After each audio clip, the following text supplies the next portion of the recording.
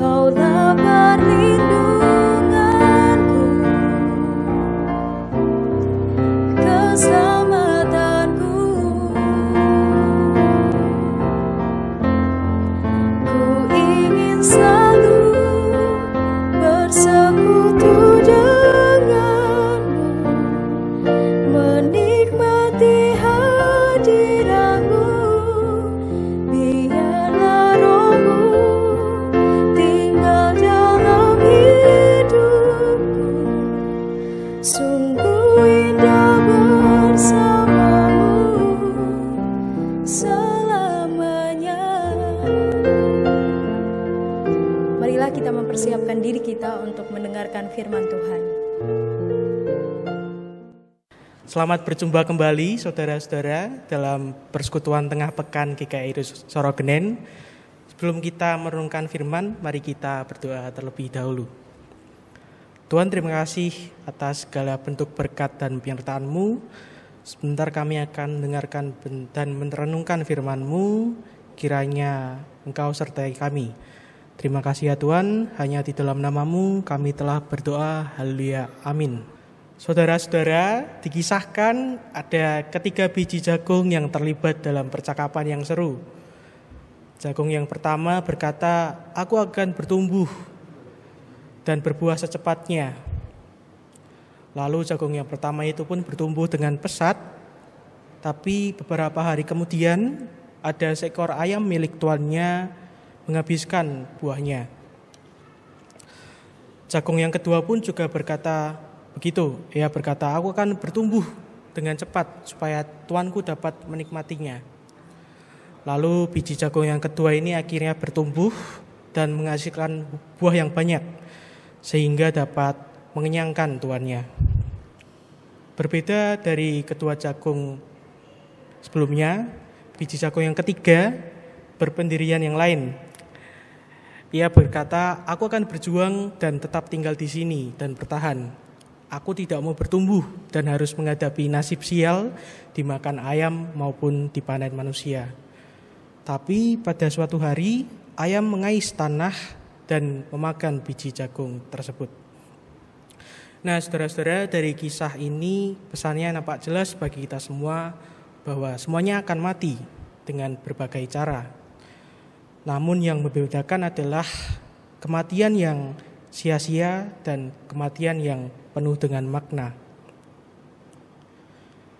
Dari sekian banyak misteri yang belum diketahui oleh akal budi manusia, misteri mengenai kematian merupakan sebuah misteri terbesar dan sering menimbulkan rasa takut bagi kita.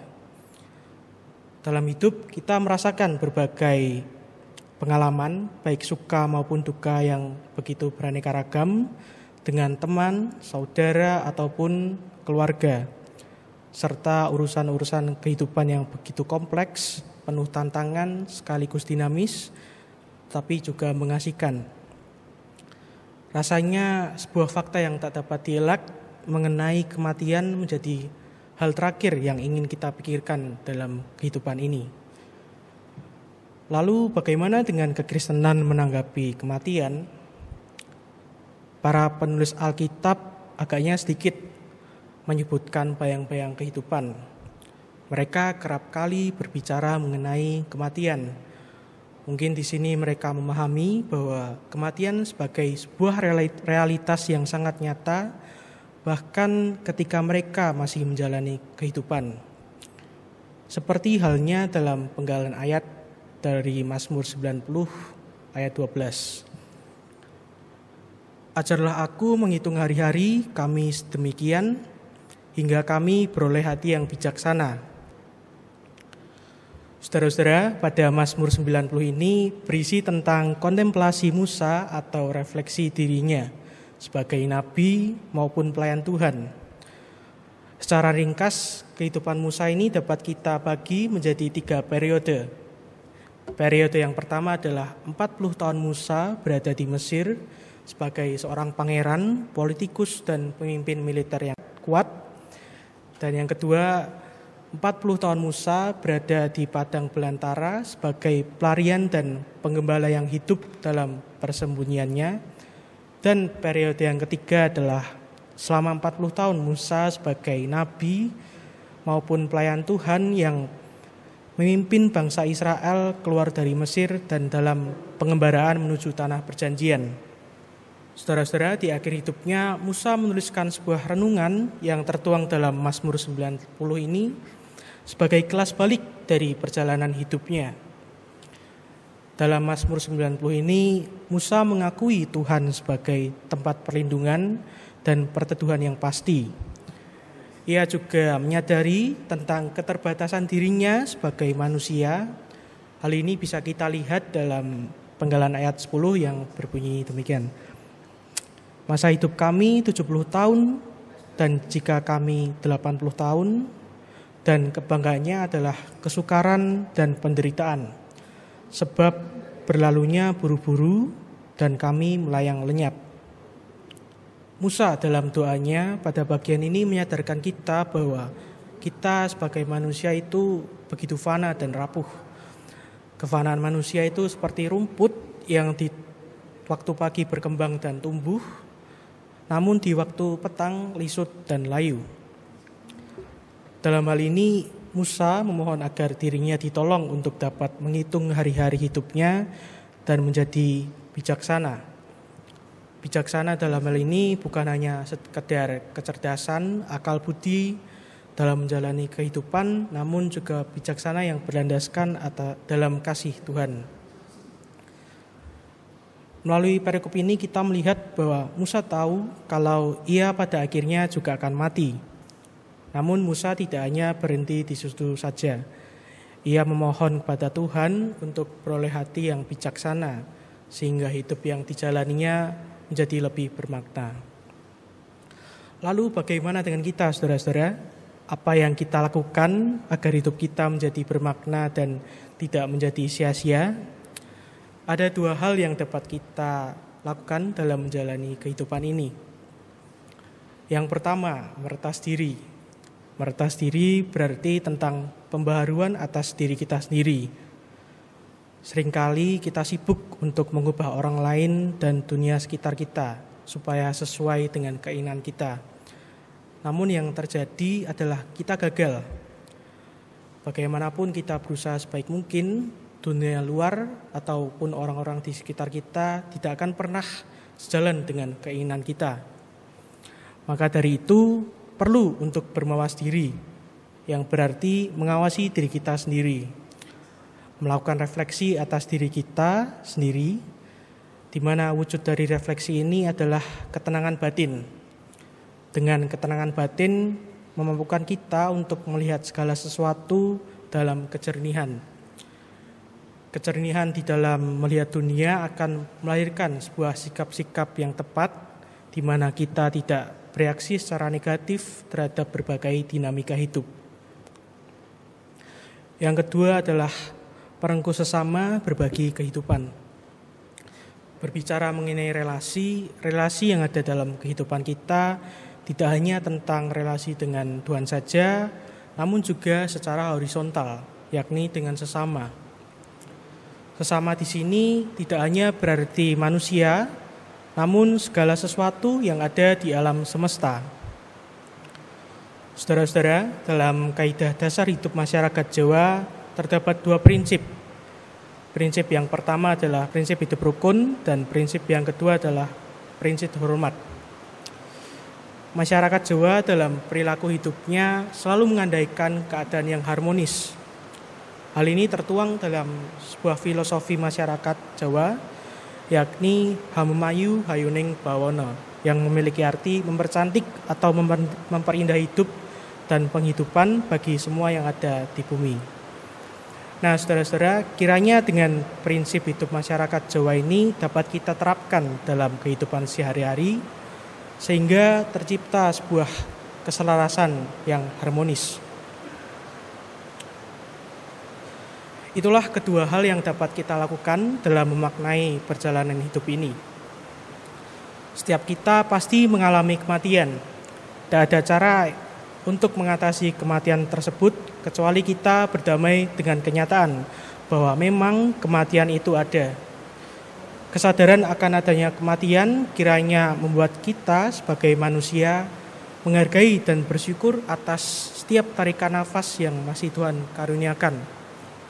Ungkapan syukur juga dapat kita wujudkan dengan usaha membuat hidup yang masih dijalani menjadi berarti, bermakna, dan berdampak bagi orang lain.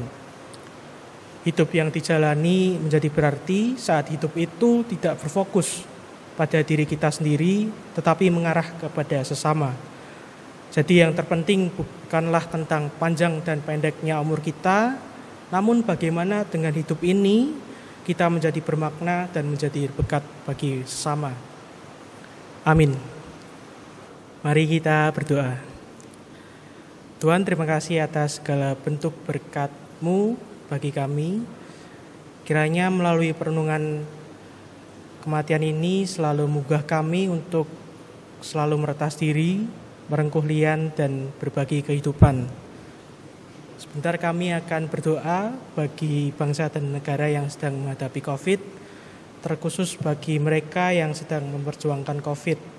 Berikan mereka kesehatan dan kekuatan agar dapat terus memperjuangkan kesehatan bangsa Indonesia. Terima kasih ya Tuhan, hanya di dalam nama-Mu kami telah berdoa. Haleluya, amin.